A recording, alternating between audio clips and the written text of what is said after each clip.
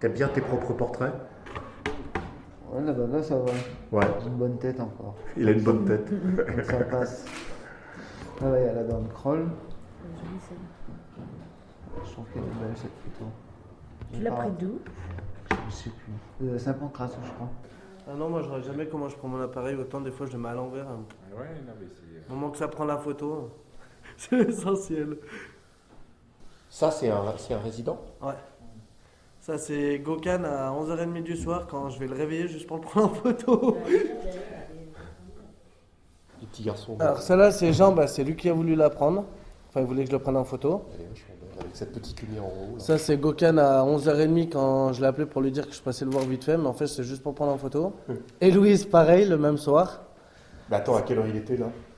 Ça c'était 11h30 et là minuit. Et qu'est-ce qu'elle foutait ici, Héloïse? Là elle était dans son appartement. J'ai Putain, descendu t'as été chez là elle. dans l'appart pour la faire. Oh la vache. C'est toi qui t'es pris tout seul, Zab? Ouais. C'est bien. Bien corrélé. En fait, ma grand-mère a changé sa carte d'identité récemment parce qu'elle était PME depuis des années. Et donc, elle m'a donné son ancienne photo d'identité. Ah c'est pour ça, c'est la date. Et donc, c'est ma mamie. C'est Charlène encore là. Non Ouais, là, c'est moi. Charlène elle est partout de toute façon. Ça, c'est un délire dans un bar. J'adore la première, juste la première. Ah, c'est celle-là que j'aime bien. Avec la belle dame en face. Ouais. Mais celle-là aussi, j'ai bien réussi. Parce que c'est pas souvent qu'on le voit poser comme ça. Charlie. hein. Faire le fier. En fait, c'est beaucoup la nature.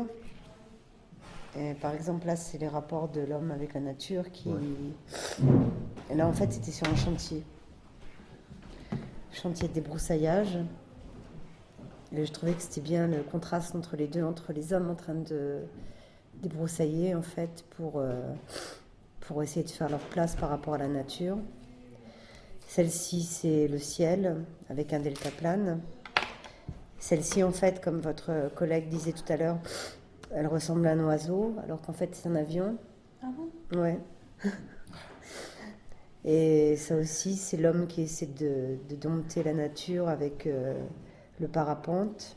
Et ça, c'est un sous-bois avec de l'eau et la montagne. Voilà. Et la photo que je sélectionnerai dedans, je crois que ce serait celle-ci. Pourquoi en fait? Parce que je la trouve belle. Les couleurs sont belles et en même temps, c'est les deux éléments, la terre et l'eau. Et l'air, en fait, avec le ciel. Les trois éléments. Ouais, ça c'était Youssef qui m'avait pris. Ouais. J'étais en train de me faire bronzer à mon Putain, la balcon vie de là-haut. château, la vie de château, celui d'action. T'as vu? Ah ouais, j'étais dans mon balcon là-haut. T'as le balcon toi? C'est pas grave, ouais, j'ai la chance. Hein. En fait, c'est comme je disais à Seb la dernière fois, c'est une chance et un inconvénient. Pourquoi? Une chance parce c'est bien, on est tranquille, on peut laisser la fenêtre ouverte, on a le balcon et tout. Mais quand on part, genre une fois avec Youssouf, il est parti, moi je me suis dit c'est bon, je laisse le balcon ouvert, ma porte elle est fermée. Bah suffit que ma salle de bain elle est ouverte, tu passes par la salle de bain, tu rentres dans ma chambre. Je rentre dans ma chambre, il n'y a plus rien, je fais comment? Bah, Solidaction, je m'occupe donc de l'accompagnement à l'hébergement et de l'accompagnement social des résidents. Voilà. Donc tu les aides dans leur démarche, etc. Dans toutes leurs démarches administratives et sociales, donc on les accompagne là. Et dans l'hébergement, donc au niveau du ménage, de la cuisine, de tout ce qui peut se passer à l'intérieur du lieu de vie. Bah, ici, je me sens totalement professionnelle. Pour la première fois pendant ma formation, en tout cas, je me sens avec l'équipe et même avec les résidents, je me sens professionnelle et salariée totalement de Solidaction.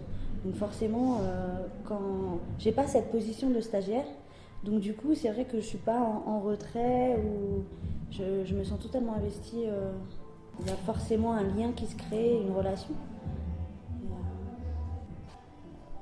Puisque je suis la seule femme à travailler en tant que membre de la communauté Solidaction. Mais ça a été facile, très facile. Chaque personne est polyvalente en fait. Donc c'est aussi bien du travail de déménagement que de débroussaillage, Mais bon, j'ai pas des tâches très difficiles. J'ai la crainte de partir de Solid Action qui est quand même une famille à part entière. C'est vraiment une famille, des gens qui sont devenus plus que des amis, des frères. J'espère avoir un boulot, avoir un appartement, être parti d'ici. Ouais. Pas parce que je m'y plais pas, mais parce que c'est pas.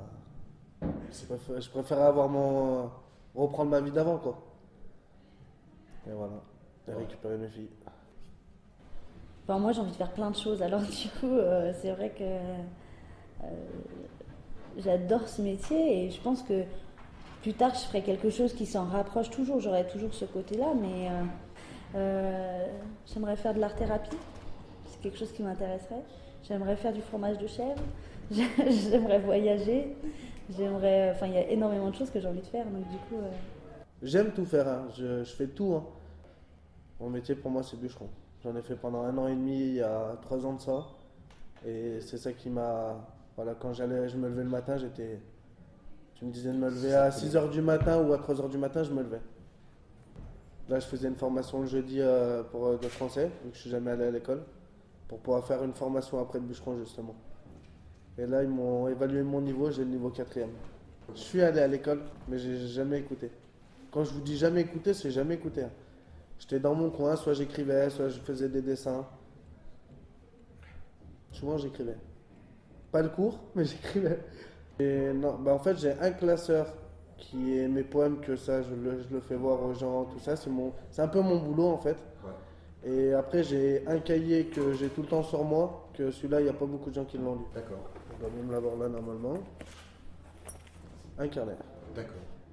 J'écris plein de trucs. Il y a des pages qui font 3 pages, il y en a qui font qu'une page. Il y en a, ils font même pas une page. Et je fais des dessins. Ouais. En dessin, je fais. C'est même pas du dessin, on va dire, c'est de la calligraphie. Parce que c'est pas du dessin, c'est pas comme si je dessinais une maison. Je fais des traits. En gros, c'est ça. Je fais des traits et après, ça ressemble à des trucs. Alors que je sais pas dessiner du tout. Tu vois, c'est un peu comme ma fille en maternelle. Non, mais comme à l'école. Tu vois, pareil, je tire des traits, en fait. Ouais. Et voilà. Aller à l'école. Ah, c'est ça. Aller à l'école. C'est la seule chose que je peux dire. Aller à l'école étudier. La première chose, des choses à faire avant que ce soit tout âge, hein. 16 ans, 17 ans, 20 ans, 30 ans, apprendre. Apprendre tout le temps, tout le temps, tout le temps. Parce qu'on n'apprend jamais assez. Moi, c'est ce que j'en conclus. Faut apprendre. Bon, mais j'ai un parcours assez atypique, je veux dire. C'est que je me retrouve ici, mais j'ai un bac plus 8 quand même. Je veux dire, ça peut arriver à n'importe qui, n'importe quand. Ouais. Difficile à surmonter, mais facile à atteindre. On peut descendre dans le trou facilement. Ouais, donc tu as circulé dans un milieu aisé. Voilà, c'est ça. Avec l'argent facile.